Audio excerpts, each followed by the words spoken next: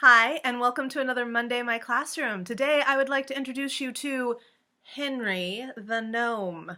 Henry is going to help your kids focus on your classroom and not on the outside world. It's going to help your kids get out of their own head and start thinking about the people around them. It sounds like a tall order, but Henry is up to the task. You can use any object you like. All you need is a unique object to sit in the middle of your classroom, in the middle of a circular area. Excuse me, ideally. You want your kids in a circle around the gnome or whatever object you are using. Their eye focus will be on that gnome. They will not look to the left or the right or up or down. They will not look at each other. They will not look at you. They're going to be looking at Henry, okay? Then they're going to count. Now, here are the basic rules. They need to count as high as they possibly can together as a group without speaking over each other or saying the wrong number. The person to the left or the right of them cannot be the next person to say a number. So they're going to start with, staring at the gnome, 1.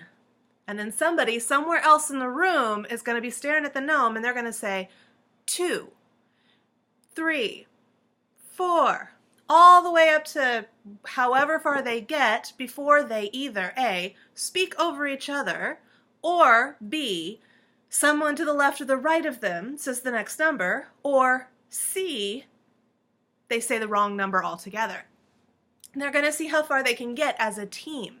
They can't speak to each other. They can't make eye contact with each other.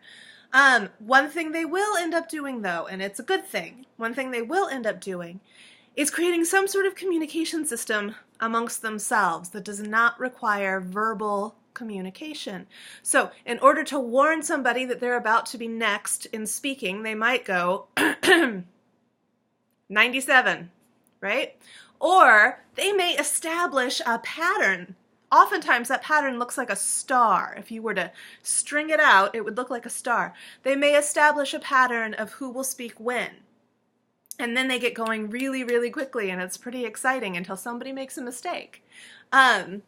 They may stomp their foot or any other sort of non-verbal communication with each other to keep the pattern going for as long as they possibly can. This is a good thing.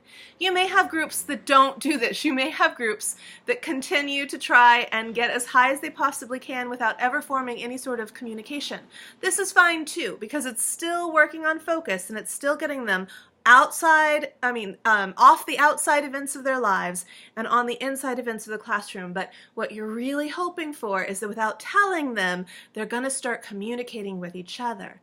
I use this activity before we do plays to get them, responsive to each other when they're reading lines.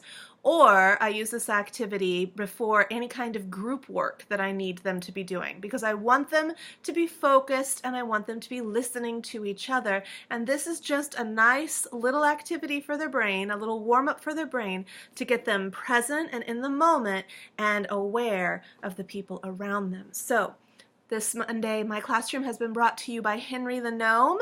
I hope you have a great week. Bye.